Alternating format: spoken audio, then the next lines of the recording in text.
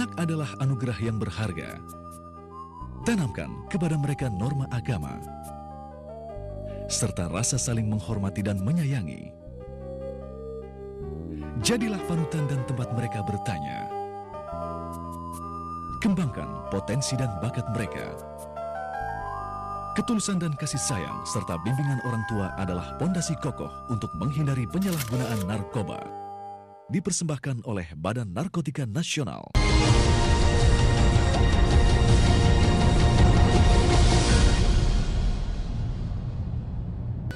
Indonesia termasuk negara dengan angka penyalahgunaan narkobanya yang tinggi.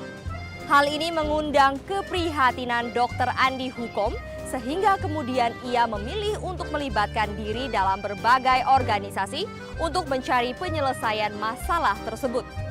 Bersama Yayasan Cinta Anak Bangsa, Dr. Andi Hukom berusaha keras untuk menyelamatkan anak-anak Indonesia dari ancaman narkoba. Bagaimanakah sepak terjang Dr. Andi Hukom dalam upaya pencegahan dan pemberantasan narkoba? Kita simak liputannya.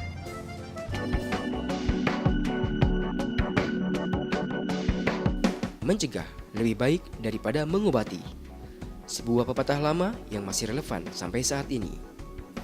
Untuk masalah narkoba, selain dilakukannya upaya pencegahan, tentu tidak dipungkiri ada beberapa korban yang harus segera ditangani melalui proses rehabilitasi. Proses ini sangat penting untuk kembali membangkitkan pribadi korban agar kembali pulih dan sehat. Yang lebih penting lagi agar penyalahguna sembuh secara sempurna, tidak kembali menjadi pecandu atau relapse. Proses rehabilitasi ini tidak berhenti di situ. Korban narkoba dibina sedemikian rupa sehingga diharapkan mereka bisa kembali diterima di masyarakat. Demikian diungkapkan oleh ahli kesehatan yang telah lama berkecimpung melayani korban narkoba, Dr. Iskandar Irwan Hukom, yang lebih dikenal dengan Dr. Andi Hukom. Bagi Dr. Andi Hukom, bidang penanggulangan dan pencegahan penyalahgunaan narkoba sudah menjadi panggilan hidupnya. Bersama Yayasan Cinta Anak Bangsa, Andi Hukom mendedikasikan dirinya untuk melakukan berbagai aktivitas mengatasi persoalan narkoba. Menurut Dr. Andi, yang paling mengetahui apakah seorang mantan pecandu kambuh atau sembuh total hanya si pecandu sendiri. Jika sembuh yang dimaksudkan adalah kehilangan kehendak untuk memakai lagi, maka jawabannya adalah tidak. Tapi jika pengertiannya terkontrol, maka jawabannya adalah bisa.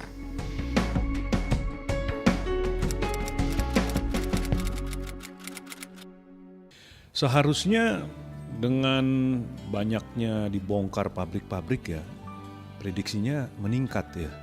Hanya kan pola atau trennya kan berubah ya. Dari pengguna opiat sekarang bergeser ke ATS. Nah kalau dinamikanya di pengguna atau pecandu ATS itu agak berbeda. Sehingga asumsinya muncul pemikiran-pemikiran di kalangan pemakai atau pecandu ATS bahwa mereka belum membutuhkan bantuan terapi dan rehabilitasi. Ya, rehabilitasi merupakan satu bagian yang tidak terpisahkan di demand reduction, khususnya bagi mereka-mereka yang berisiko atau yang sudah menjadi pecandu. Sehingga rehabilitasi harus terus digalakkan dan diupayakan, gitu. Hanya rehabilitasi ini nggak mudah prosesnya ya. Pendekatan-pendekatan terapi dan rehabilitasi harus pribadi lepas pribadi. Harus orang per orang atau tailor made. Karena satu pecandu opiat dengan pecandu opiat lainnya dinamikanya bisa saja berbeda. Sangat mungkin berbeda karena ini bicara tentang manusia sih. Kalau pendekatan pengobatannya mungkin bisa sama ya secara medis ya.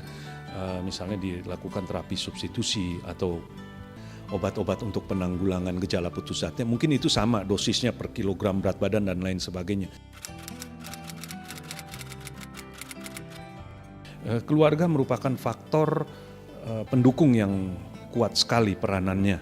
Karena tentunya setelah pecandu selesai mengikuti program terapi rehabilitasi kan dia harus kembali ke keluarga atau ke masyarakat. Kalau memang betul dia seorang pecandu, dia punya hak secara hukum untuk dilakukan rehabilitasi. Jadi seharusnya keluarga tidak perlu punya kekhawatiran jika anggotanya misalnya menjadi pecandu, ya anggota keluarganya pecandu, dia tidak perlu khawatir apakah akan ditangkap atau dipidanakan, karena haknya adalah dia direhabilitasi.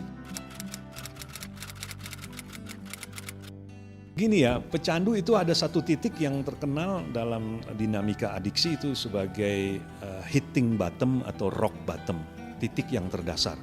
Sampai sebelum dia mencapai titik itu, biasanya dia belum mau untuk hidup sober atau bersih dari penyalahgunaan narkoba. Ada pecandu yang mencapai hitting bottom karena masalah fisik. Tadi keempat aspek tadi. Ada juga karena masalah kejiwaan. Dia merasa tertekan, aduh kok saya nih hidupnya kok begini-begini aja, kok muter-muter aja dalam siklus adiksi, dia tertekan secara kejiwaan.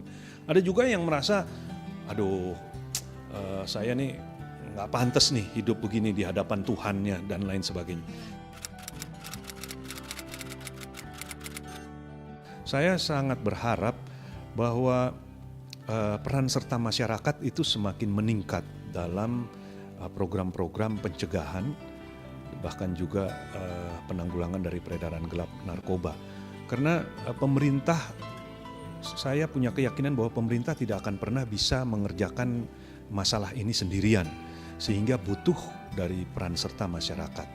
Tapi di lain pihak juga bukan hanya pemerintah dengan peran serta masyarakat, tapi sektor-sektor private itu juga perannya tidak kecil untuk menunjang keberlangsungan dari program-program pencegahan, program-program terapi rehabilitasi, bahkan juga pemberantasan peredaran gelap narkoba.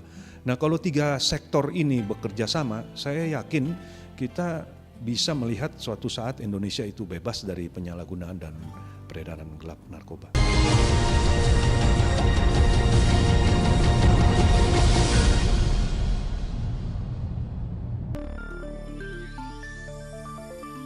Hidup ini adalah perjuangan untuk menjadi yang terbaik.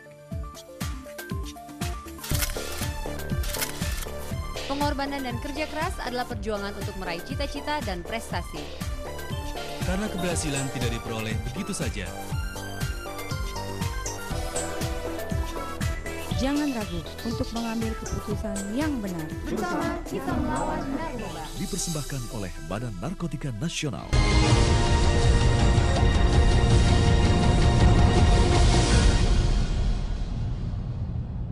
Kini pengguna narkoba tidak lagi dipandang sebagai kriminalitas. Justru mereka harus dianggap sebagai korban yang sesegera mungkin mendapatkan penanganan.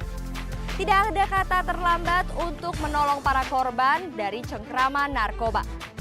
Pemirsa, saksikan terus Indonesia Bergegas bersama kita cegah dan berantas penyalahgunaan dan peredaran gelap narkoba. Saya Indah Stiani, sampai jumpa.